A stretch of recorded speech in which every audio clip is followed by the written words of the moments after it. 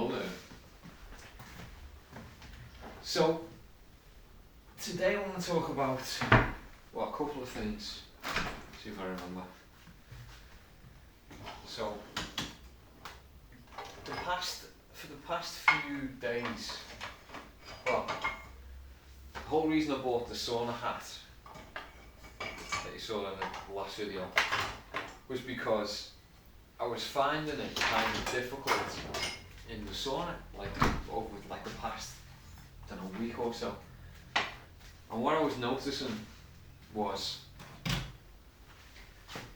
like, I was getting to a point in the sauna where I just felt like, oh, I can't stand it anymore, I'm just too hot.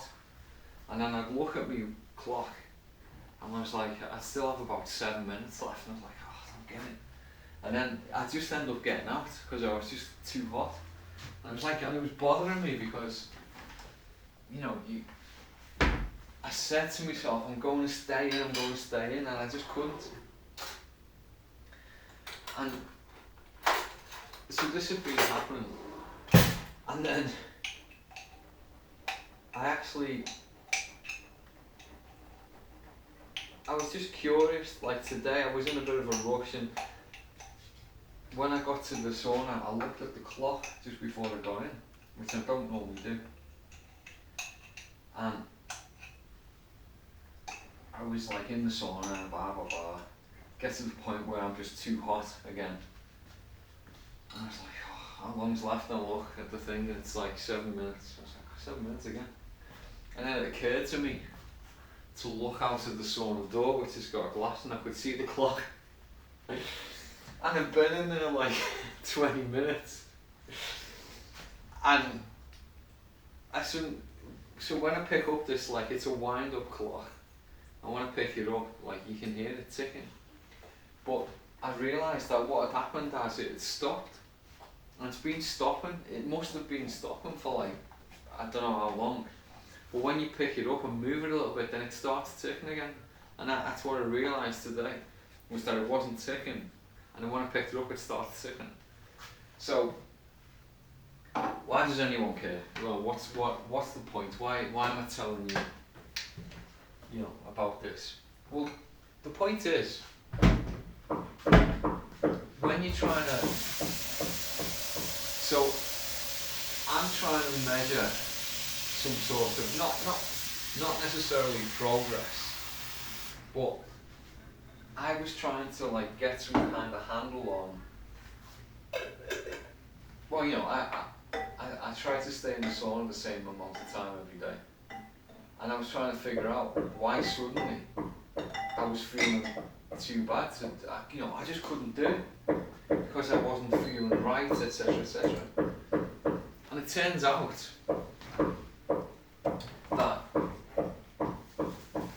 the clock that I was using was just broken, and it just made me think, you know, it's sort of like analogous to, you know, a lot of things that we like compare ourselves to or use for comparisons that don't actually get us anywhere good. So, you know, I mean, any kind of, you know, like when people talk about body image and things like that, you know, maybe if you're just comparing yourself to like something that's just completely unattainable, then, you know, you drive yourself mad. Or, you know, I don't know, like your fitness goals in general, you know, why do you have the fitness goals that you have? You know what I mean? It's and I was trying to obviously measure up to something that was completely unattainable, like to stay in for 20 minutes when literally the thing I was using to measure the time had stopped and I hadn't noticed. Because the thing is, when you're in the sauna, like you're roasting on, especially at the point where I'm like saying to myself, oh, I can't take it anymore, I'm roasting. I'm not exactly like sitting there calmly and like saying, oh, is this device working? You know, I'm not doing that. I'm like, oh, I feel like dying. And so, obviously, that was a problem. So it just made me think, you know, it just shows you how, I mean, I've been doing the sauna for years, you know, like 2 or 3 years. Like, I'm just saying 2 or 3 years, like, when I've been doing it almost every day. And before then, I'd like done it loads and loads as well. And even someone like me who does it all the time can suddenly think, oh no, I'm suddenly worse after sauna. Something's going wrong. I wasn't getting worried, but I was starting to think, oh, you know, what's changing? What have I done? You know, why can't I handle it anymore? Am I just getting old? You know, and I'm thinking, no, but there's loads of old guys who seem to be able to do it the same every day. And it just turns out that I was just being an idiot, as usual. So, you know, it's made me think that I need to pay more attention to, or maybe pay more attention, not necessarily to like what I feel or what appears to be the case, but like, you know, am I sure? So, like the whole reason that I was like, I couldn't stand being in the sauna anymore was because I was probably staying in there for like 20 odd minutes or something. I was just literally like, get out, you know, you can't do this for that long. But all I was doing was beating myself up about not staying in the sauna long enough. Although to be honest, I don't regret buying a hat. It was it's better. You know, it means I'm actually staying in the sauna for like the right amount of time, but like it doesn't feel as bad because my head's not roasting. So anyway, that was just one of the things that I wanted to share, because you know it's surprising to me that can happen when you've been doing something like all the time. And even then, I didn't really. All I could feel was like, you need to get out. Anyway, so the other thing that I wanted to talk about is that, you know, I'm always talking about, you know, how to handle the stress being important and things like that. And I had to do for work. I had to put something in production like first thing in the morning, and that's always like that's a stressful thing. But it's not something that I find stressful like consciously, but it's something that stresses me out unconsciously or like subconsciously. So obviously when you put something, well not obviously, but when you put something in production in software, you tend to try and do it when people aren't using it. So when's that? That's in the night. So, you know, if something's going up on a US server, it means like early in the morning here is a good time to do it, because that's like in the middle of the night in the US. Now the thing is, so I get up early anyway, but when I have to do something like this, I get up earlier because, you know, the thing is, when you put things in production, sometimes things go wrong, you know, whatever. So I get up early so that I have my normal breakfast, but I do it earlier because I want to get out of the way. I want to make sure that something doesn't go wrong, and then I don't feel like I've got time to have breakfast and stuff like that. So I do all that. But what happens, and it always happens every time I've got to do it, is I always have a really bad sleep, like a really restless sleep. And the reason, so what happens is, it's not so much, so I don't worry about having to do this. It's not like I can't get to sleep because I'm worried. It's like, no, I go to bed absolutely fine. But what tends to happen is it comes into my dreams, and then I start to imagine like extra steps that I need to perform the next day that like I don't have to perform. And because I don't have to, because they're just not things that actually really exist, then part of my mind knows this, and sort of, that stresses me out. And like, because I'm like asleep, then I can't tell the difference between things that I'm actually going to have to do the next day and things that are just like the dream that's just going around. And then when I'm thinking about this now, describing it, I can feel it. I can feel the stress coming back, even though like I did it all this morning and it all went off fine and there was no problem, and it was all great. But it's funny that just the memory of like my dream, not like thinking about what I actually had to do this morning, because that was easy, that just all went off fine, but thinking about my dream stresses me out. And it's one of those things. It's like it's something that I'd like to think that I'd have an answer for, because I'm pretty good at handling stress by being proactive. And what I mean by that is, if I've got something to do, like putting something in production, then the first thing that I make sure is that, have I got everything figured out? Is this all going to go off okay?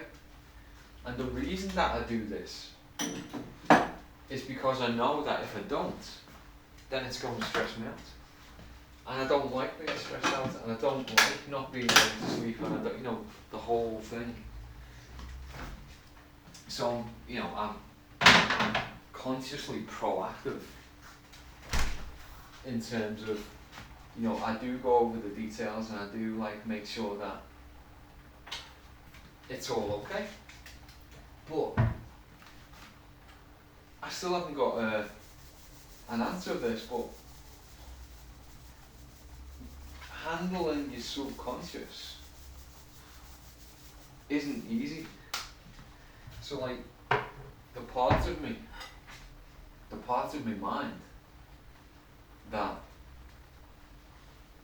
does bring, makes the dreams,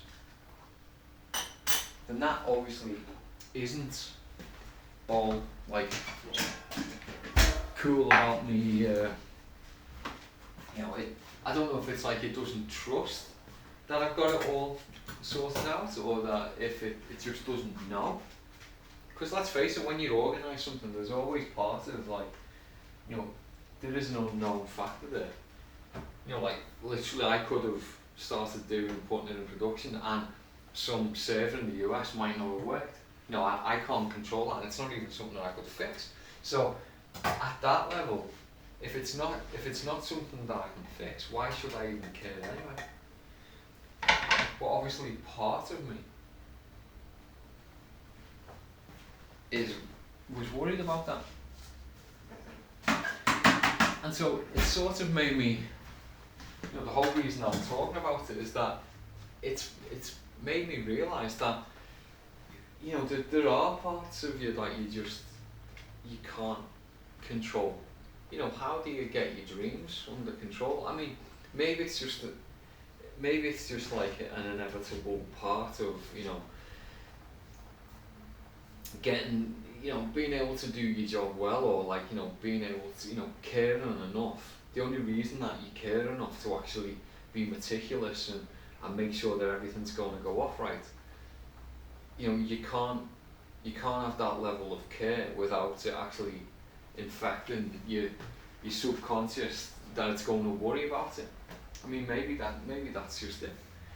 Like the head of when I studied physics, the head of the physics department was talking about giving talks at conferences, and he always said that he'd given hundreds of talks, and he was really good at it. I mean, he was a very good very speaker.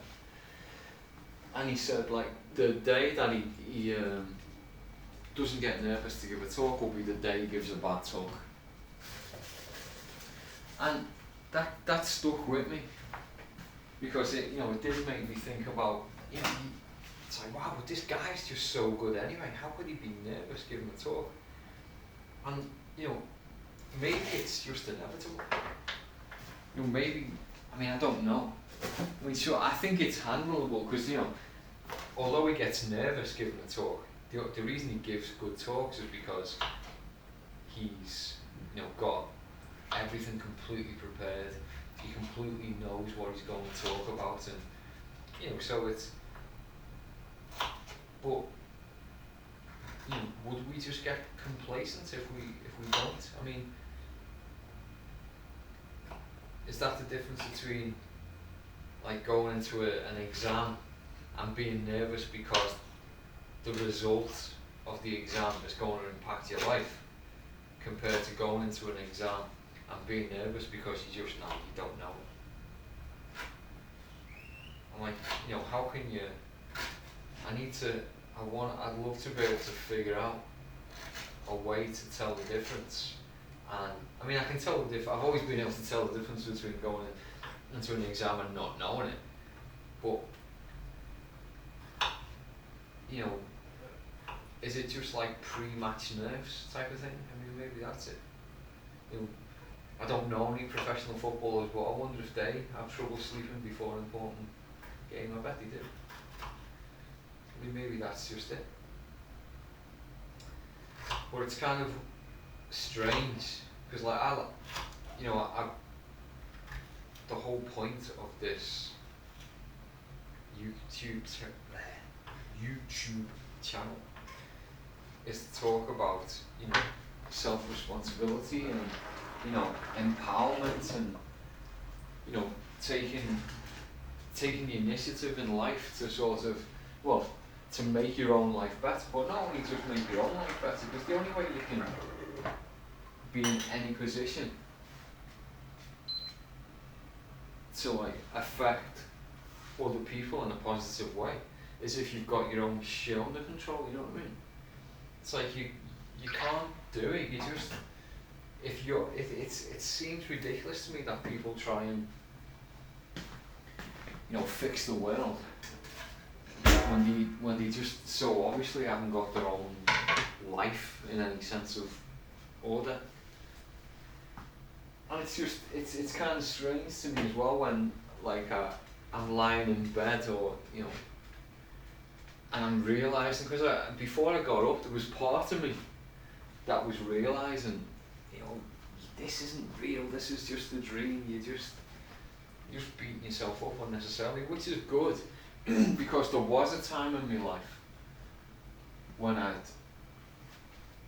can remember like being in bed and like having these type of dreams, and I couldn't tell that it wasn't real. And I was just like, I'd wake up and I'd just be, my heart would be beating, I'd have palpitations, because I was like, thinking about something at work or whatever. And it was only like during like the few minutes after that, like I'd forget exactly what I was worried about, because it wasn't real and it was just part of the dream, and it just sort of fade away. But at least now I can sort of, while it's going on, I kind of know it's not real, because I was thinking about all kinds of command prompts that I had to run and stuff like that, which I don't have to do any of that during the deployment. But I was like, I have to do this and I have to do that. It's like, oh no, I don't understand this. And obviously I don't understand it because I was just making it up. But it's interesting to like how you can get yourself in knots. And you know, in the same way that it concerns me in the same way that like I was concerned about the timer that I didn't notice had stopped. You know, it's almost like the same thing. Now that I think about it, it's like dreaming and being in some kind of bizarre scenario that stresses you out. It's very similar to just like day-to-day life, but putting yourself in kind of some sort of scenario that isn't real. So the scenario that I was in the sauna that wasn't real is that I'm trying to stay in here for 20 minutes and I've only been here for like 13 minutes and I really feel like I need to just get out. I can't stay in here anymore. And you know, it just wasn't true. That wasn't what was going on. And in the same way that I didn't have to run these commands, and I was also stressed out in this dream that I was going to forget that I needed to do all these things, and so when I actually had to do it for real, I wouldn't remember it, it all got wrong. It was just like a total catch-22 of what I was imagining to be real. I would forget, and that would stress me out. So, you know, it's where I think I've made progress since when I used to like wake up with palpitations and stress out, is that I think because I've got, you know, a lot of me ducks in a row type of thing, you know, I've got a good structure to my life, and I'm conscious enough of how I feel because I've worked on it, because nobody likes feeling stressed out. So in order to like mitigate those feelings, you don't just like, well, the way I used to handle stress was just drinking. So if I felt stressed, I'd drink, and that way I wouldn't feel stressed for a little time, but then it'd get worse. But now, you know, when something stressed me out and like I try to see it on the horizon and be able to do something about it. You know, something's coming towards me that I'm going to have to face. You know, something that will have to be faced either way. So like, why not just, you know, meet it head on? I think that's basically where I'm going with this is, you know, things will come up in your life no matter how much you prepare for stuff. Things are going to come up that are, you know, unexpected or will, you know, somewhat knock you for six type of thing, you know, where you're just like, oh, I don't know what I need to do now, or whatever. But if you've got most of it sorted out beforehand, then you're going to be able to cope. And so I think where I want to go with this is like basically to say that just because things like throw you for a loop every now and again doesn't mean that your life's a disaster. You know, things can just throw you for a loop, you know, even when you've got everything sorted out. And even if you don't have everything sorted out and things throw you for a loop, it might not be because, you know, you're a disaster or anything like that. You know, so be kind of kind to yourself. Because that's the thing about, on both of these situations of like the sauna and like, you know, stressing out about having to do stuff like subconsciously, I'm not like thinking, oh, you're a disaster, look what's happened. It's like, you know, oh, this is an interesting data point, you know, seeing what's going on. You know, this is something that I need, you know, I'd like to be able to like, you know, analyze more and maybe, you know, incorporate it. You know, what do I need to do to like next, because I'm the guy now at work who's like doing all the, you know, putting these things in production. So every time something needs to go into production, it's going to be me. So, you know, I'm not going to be retiring for the next like nearly 20 years. So I'd probably better figure out a way to handle this. So like, what do I need to do? I don't know, but I'll have to think about it. You know, and it's just something that's, you know, going to have to be sorted out. And in terms of like, you know, maybe next time that I'm in a situation where I'm, you know, my body's screaming at me, look, can't take this anymore. Maybe my body is right, you know, and that's the thing that, you know, I should take away from that situation, is that for like the past week when I was kind of like thinking, oh, you know, just stop being a wuss and sit there longer. And I was just like, I can't sit here any longer. I don't want to, you know, I just can't. And it turns out that my body was right. You know, the clock was wrong. So yeah. Anyway, that's kind of my where I've been for the last couple of days. But that's just like last night was the